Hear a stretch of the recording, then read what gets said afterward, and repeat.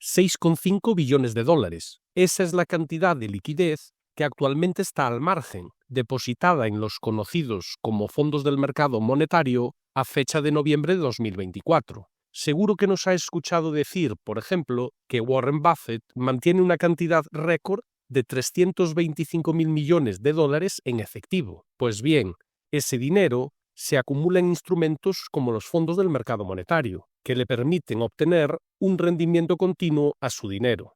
En los años recientes de historia financiera, hemos tenido 3 momentos clave en los que los activos de los fondos del mercado monetario han aumentado con la misma intensidad que hoy en día. En los años previos a la recesión de las .com de 2001, en el año anterior a la gran crisis financiera y en el año que precedió a la pandemia. Una cosa está clara: cuando el mundo financiero está acumulando efectivo al ritmo actual, suele suceder algo negativo a continuación. Así que la pregunta que nos debemos hacer es si esta vez va a ser diferente. Veamos. Para empezar, las condiciones macroeconómicas actuales son propicias para que los inversores consideren que el efectivo es una inversión atractiva. Aquí vemos el rendimiento medio que se puede obtener actualmente en los fondos del mercado monetario. Ronda el 5% y se sitúa en el rango alto de lo que hemos presenciado en los últimos 20 años. Un rendimiento del 5% no es para tirar cohetes, de ninguna manera, pero no está nada mal. Y de hecho, podemos afirmar que es un buen rendimiento si lo comparamos con las ganancias de las empresas del S&P 500, que se aproximan al 3%. La rentabilidad del S&P 500 no es más que el retorno de la inversión esperado por estar invertido en el S&P 500.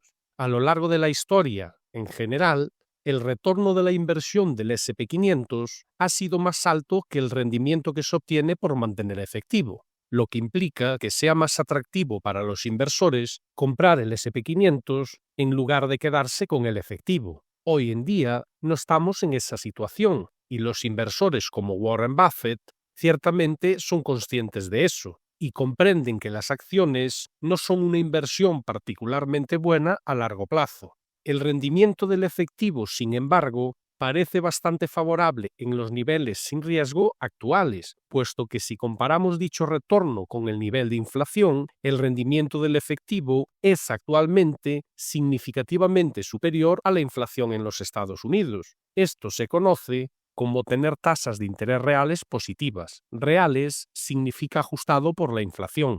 En ocasiones, la economía de Estados Unidos ha tenido tipos de interés reales positivos, como los de hoy, pero en ciertos periodos de la historia hemos visto tipos de interés reales negativos, y eso se ha convertido lamentablemente en algo bastante común en los últimos 20 a 30 años. Vigilar los tipos de interés ajustados por la inflación es esencial para entender qué está ocurriendo en la economía hoy día. Aquí vemos los tipos de interés ajustados por inflación o tipos de interés reales desde los años 80. Y hoy en día, los tipos de interés reales se sitúan en alrededor del 2% en terreno positivo. Y es menester entender que cuando los tipos de interés han sido positivos en la medida en que lo son hoy, a menudo ha sido precursor de una recesión económica en los Estados Unidos. Como pueden ver aquí, indicados por estas barras grises de recesión, estos momentos coinciden con el inicio del aumento del paro en los Estados Unidos. La razón detrás de este fenómeno es que cuando los tipos de interés reales son positivos, esto condiciona a personas y a empresas a ahorrar más en lugar de gastar e invertir. Como dijo John Maynard Keynes, uno de los economistas más influyentes, la propensión a ahorrar acabará derrotando a su propio propósito. Su teoría sugiere que un mayor ahorro en la economía conduce a una menor demanda de bienes y servicios, lo que resultaría en una economía menos próspera.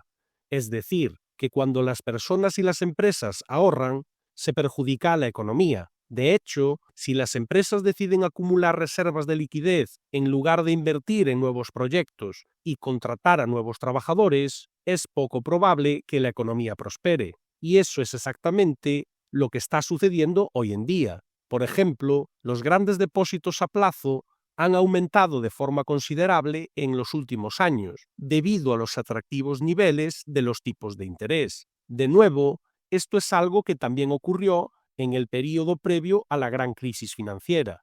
Sin embargo, hay otra manera de entender las cosas. No todos los economistas están de acuerdo con Keynes. Milton Friedman, por ejemplo, explicó que el nivel de ahorro en un país es determinante para su crecimiento económico y productividad a largo plazo. El ahorro proporciona los recursos para la inversión. Tan es así que una empresa o individuo que hayan ahorrado suficiente capital podrá emprender con cierta garantía proyectos más grandes que requieran un cierto capital inicial, algo que no podría hacer sin haber ahorrado previamente.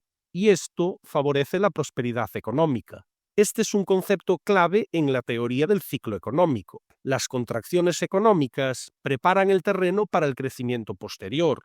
El movimiento ascendente comienza cuando toda la liquidez acumulada durante el proceso de máximos y la recesión comienza a desplegarse en grandes proyectos de inversión que propician un nuevo auge económico. Entonces, ¿cuándo los Estados Unidos van a entrar en la fase en la que ese capital disponible se reinvierte finalmente en la economía?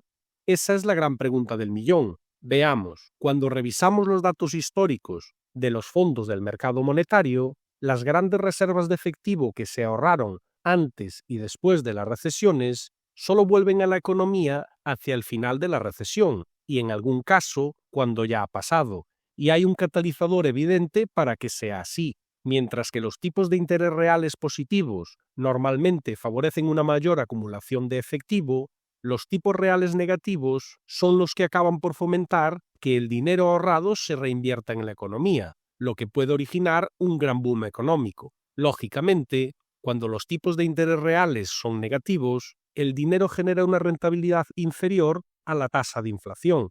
Así que no tiene mucho sentido guardar el dinero cuando pierde su poder adquisitivo. Si volvemos a nuestro gráfico de los tipos de interés reales, vemos que únicamente pasan a territorio negativo durante o después de una recesión económica. Esto se debe a que la Reserva Federal solo recorta los tipos de interés lo suficiente para que se vuelvan negativos cuando la economía pasa por dificultades y deciden estimular el crecimiento económico. Nunca han bajado los tipos de interés a terreno negativo sin que se produzca una recesión. Así que estamos ante dos posibles escenarios para la economía de Estados Unidos de cara al futuro.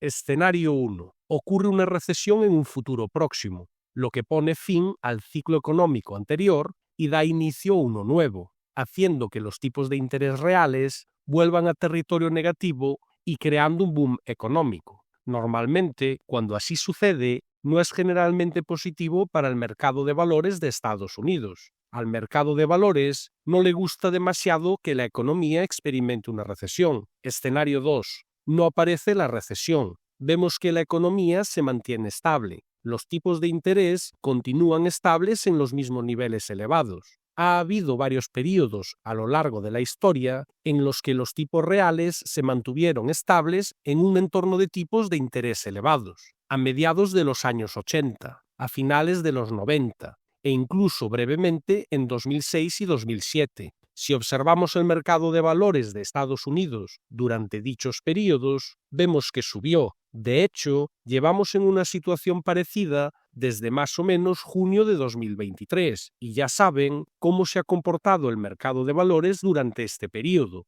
Estamos en un entorno muy similar al de finales de los 90. Nosotros hemos mantenido la opinión de que es probable que ocurra una recesión antes de enero de 2025. Si se materializa, pondría fin a este mercado alcista desenfrenado, tal y como ocurrió en el año 2000. Sin embargo, la mayoría de los indicadores que estamos analizando con nuestros clientes aún no están señalando una recesión inminente. Uno de ellos, por ejemplo, son las solicitudes iniciales de subsidio por desempleo en los Estados Unidos, lo que nos da una buena idea de cómo está el mercado laboral estadounidense. Si vemos que las solicitudes iniciales de paro superan las 260.000, sería una señal preocupante para nosotros, porque indicaría que la economía se dirige hacia una recesión. Como podemos ver en los últimos datos, no es lo que ha estado sucediendo. Las solicitudes iniciales de subsidio por desempleo han bajado. Si retrocedemos hasta finales de los 90, las solicitudes iniciales de subsidio por desempleo también estaban bajando, favoreciendo la tendencia alcista del mercado de valores. Solo cuando se ven grietas en el mercado laboral, las bolsas empezaron a girarse a la baja.